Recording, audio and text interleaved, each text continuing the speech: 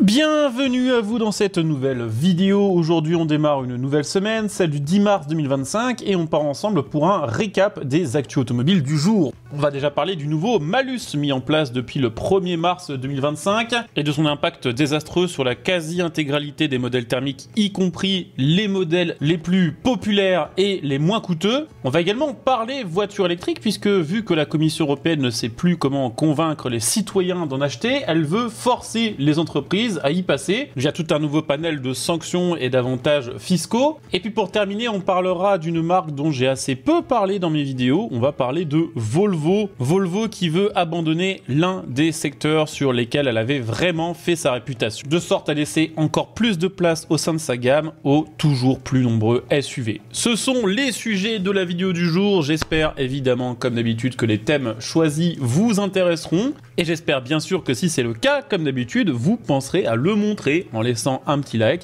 en vous abonnant pour les prochaines vidéos, et bien sûr aussi, comme d'habitude, à me laisser un petit commentaire pour me dire ce que vous pensez de l'actualité du jour, et aussi peut-être pour faire part de vos témoignages. Vous avez peut-être fait partie des Français qui ont immatriculé leur voiture neuve pour la première fois depuis le 1er mars 2025, et avaient peut-être eu affaire du coup au nouveau malus 2025 français. Si c'est le cas, n'hésitez pas à dire quel véhicule vous avez acheté et combien de malus vous avez dû régler.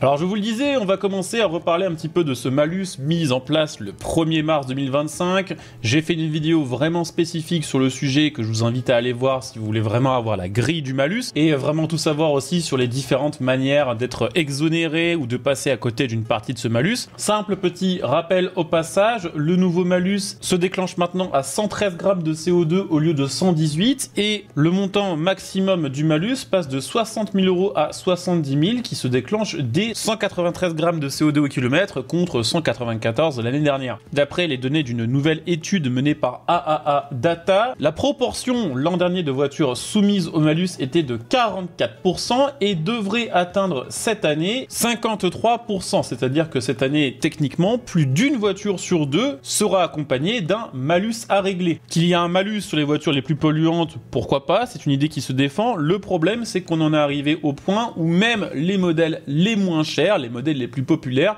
sont maintenant taxés. Je vous ai trouvé plusieurs exemples pour vous montrer à quel point le nouveau malus est terrible quand même pour l'industrie automobile, puisqu'on rappelle que ce malus étant obligatoire pour la plus grande partie des Français, c'est maintenant un budget qui va être compté dans le budget voiture. Les voitures, qu'elles soient thermiques d'ailleurs ou électriques, sont déjà très chères. C'est d'ailleurs la raison numéro 1 pour laquelle les Français renouvellent aussi peu leurs automobiles et une des raisons pour lesquelles on se retrouve année après année avec un parc de plus en plus vieux. On en arrive à un point où ce nouveau malus est tellement dissuasif, y compris pour des petites voitures, qu'il y a plein de petites automobiles pas chères normalement qui ne vont pas être renouvelées. Ces véhicules d'entrée de gamme ou de moyenne gamme représentent normalement le gros du marché automobile. Marché automobile qui est déjà en baisse de 3,3% depuis le début de l'année comparé à 2024. On peut imaginer que si les Français décident tout à coup de plus acheter de Clio, de plus acheter de 208 à cause du malus, le marché va sombrer encore plus gravement.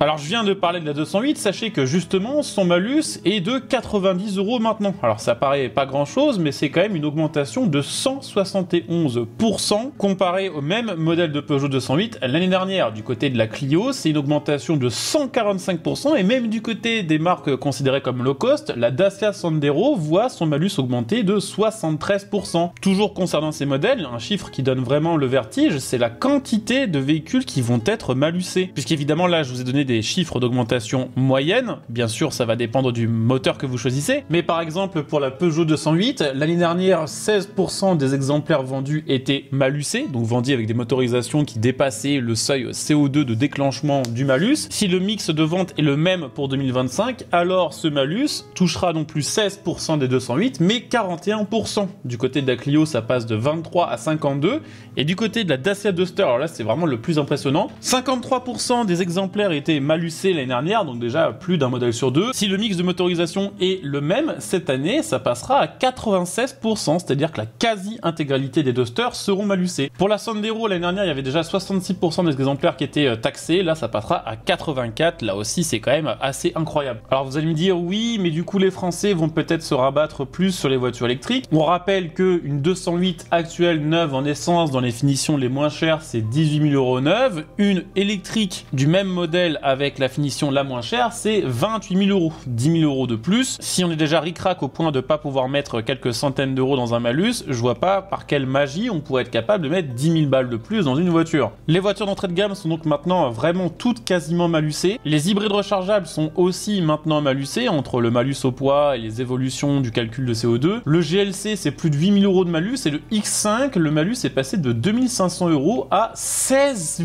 000 euros cette année.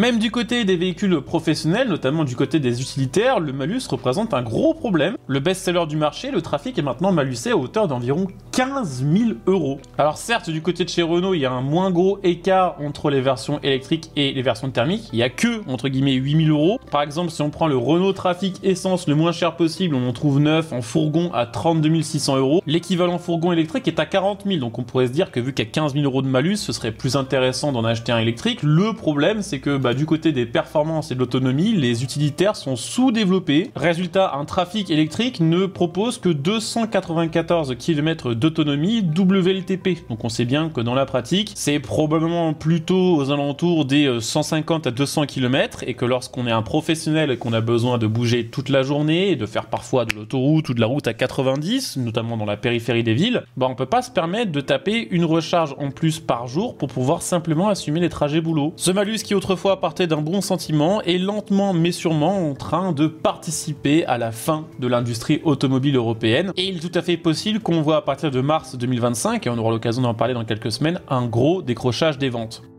Le saviez-vous, sur les 290 millions de voitures qui constituent le parc automobile européen, seulement 6 millions d'entre elles sont 100% électriques. Ça représente environ 2% du parc. Selon la Cour des comptes, l'Europe est très en retard dans l'électrification. On rappelle même qu'en 2024, les ventes de voitures électriques en Europe ont baissé, leur part de marché étant passée à 15,4%. La Commission européenne ne sait plus comment réussir à convaincre les citoyens de passer à la voiture électrique. Résultat, plutôt que de se concentrer sur les voitures particulière, elle est en train d'essayer de trouver un nouveau projet de loi, de trouver une idée magique pour forcer les entreprises à renouveler leur flotte et les obliger à acheter des voitures électriques. L'idée, elle est assez simple. On sait bien que les voitures d'entreprise sont des voitures qui se retrouvent beaucoup plus rapidement sur le marché de l'occasion, et la Commission européenne espère qu'en forçant, entre guillemets, les entreprises à passer à la voiture électrique, alors seront beaucoup plus nombreuses les voitures électriques à se retrouver sur le marché de l'occasion d'ici 3, 4 à 5 ans. Raison pour laquelle la Commission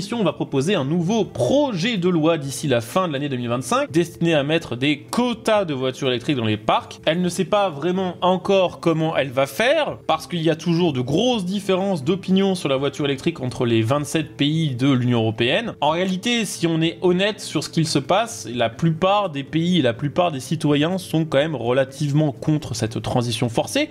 Pas forcément contre l'électrification, mais plutôt contre cette transition forcée accélérée qui met en péril l'économie des Français et aussi l'économie des constructeurs automobiles. En attendant ce nouveau projet de loi européen, il faut savoir que la France a déjà lancé depuis le 27 février 2025 une réforme des avantages en nature sur les voitures électriques et thermiques. Le projet est assez simple: subventionner et défiscaliser l'achat de voitures électriques, et de l'autre côté, pénaliser et supprimer des avantages fiscaux sur la voiture thermique de société. En ce qui concerne la voiture électrique d'entreprise, depuis le 27 février 2025, et même en réalité depuis le 1er février, puisque c'est rétroactif, l'abattement fiscal sur les voitures électriques certifiées EcoScore par l'ADEME, vous savez, la fameuse organisation qui vous conseille de laver votre jean une fois par mois, passe de 50 à 70%, et les exonérations pour les installations de bornes de recharge sont maintenues jusqu'en 2027, ainsi que les frais d'électricité pour ces bornes. Donc ça, c'est ce qui concerne la voiture électrique, c'est pour l'aider à dominer le secteur, mais pour s'en assurer, cette nouvelle réforme des avantages en nature pénalise également lourdement la voiture thermique, puisqu'il y a des augmentation des taux pour les forfaits leasing et les achats. C'est-à-dire qu'une plus grande partie de ce qui est payé par les entreprises pour financer un véhicule ou son carburant, et in fine, ça représentera une plus grande charge à payer pour les entreprises, que ce soit sur les salaires ou sous forme d'impôts. Alors je vais donner quelques chiffres pour ceux à qui ça va parler, mais par exemple, les taux passent pour le leasing de 30 à 50%, même jusqu'à 67% dans le cas où votre entreprise paierait vos frais de carburant. Et pour un achat, le taux passe de 9 à 15%, voire même 20% là aussi si votre entreprise prend en charge vos frais de carburant. Les professionnels et spécialistes du secteur, notamment les responsables d'entreprises qui sont chargés de faire du leasing aux professionnels ou de vendre des voitures aux professionnels, qui vendent aussi bien ou qui louent aussi bien des voitures thermiques que électriques, considèrent que cette réforme est une mauvaise réforme car brutale et trop extrémiste. Et qu'elle n'accompagne pas la transition mais impose une obligation de passer dans l'électrique trop prohibitive, aussi bien pour les entreprises que pour les collaborateurs. Alors là, je viens de citer Nicolas Frein, c'est le fondateur de l'entreprise YouLease qui est quand même devenu le leader français du leasing automobile pour les professionnels et qui propose au sein de sa gamme des voitures électriques, donc il sait quand même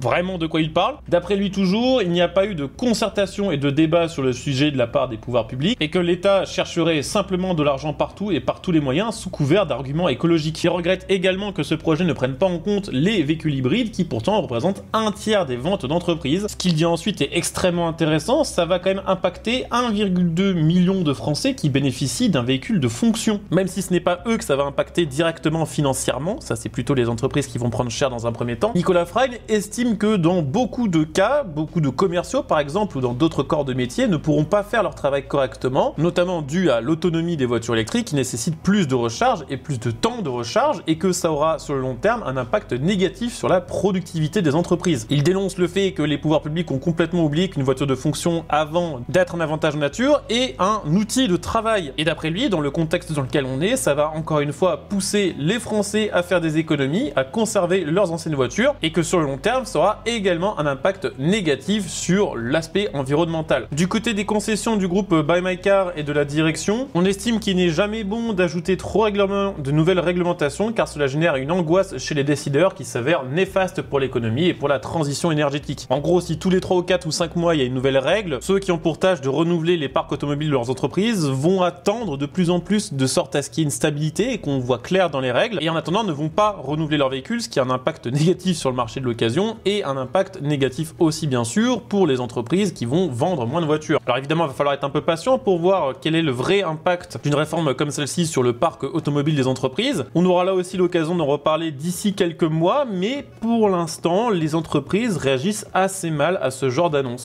Pour terminer, je voulais aussi reparler un petit peu de Volvo. Ça fait longtemps qu'on n'a pas parlé d'eux, parce que c'est une marque qui est relativement discrète, qui fait ses trucs dans son coin. Mais là, quand même, ça fait un petit peu mal au cœur, mais Volvo a décidé d'arrêter tout simplement de faire des breaks. Le directeur de chez Volvo, Jim Rowan, l'a dit dans un interview pour le magazine Autocar, les breaks ne survivront pas au prochain line-up, aux prochaines gammes de Volvo. Pourquoi? Parce que Volvo veut simplement se tourner de plus en plus vers les SUV, sur lesquels elle est déjà assez bien positionnée, et parce que développer des modèles considérés comme de niche, comme les breaks, coûte très cher pour derrière ne pas en vendre beaucoup. Le problème là-dedans quand même, c'est que un break propose des avantages que ne proposent pas la plupart des SUV. Même si les SUV ont des gabarits très impressionnants, c'est très rare de voir des SUV qui ont autant d'espace de rangement, qui ont autant de volume de coffre que des breaks issus des mêmes générations de véhicules. Et il faut le dire aussi, les breaks étant des véhicules en général un peu plus bas, ont aussi souvent des meilleurs coefficients aérodynamiques et profitent aussi en général la plupart du temps d'une meilleure consommation de carburant. Volvo explique qu'à la place de proposer des breaks, elle proposera des éditions spéciales de SUV déjà présentes dans leur gamme qui seront peut-être rallongées ou rehaussées, sorte à offrir tout simplement plus d'espace de rangement, plus de volume de coffre. On verra si cette stratégie du tout SUV fonctionne pour Volvo. Voilà, nous avons fait le tour pour aujourd'hui. J'espère que cette vidéo vous aura plu. Si c'est le cas, je compte sur vous pour le dire en commentaire, pour le montrer en laissant un petit like et en vous abonnant pour les prochaines vidéos. On se retrouve dès demain pour de la news. Bonne journée à tous, ciao.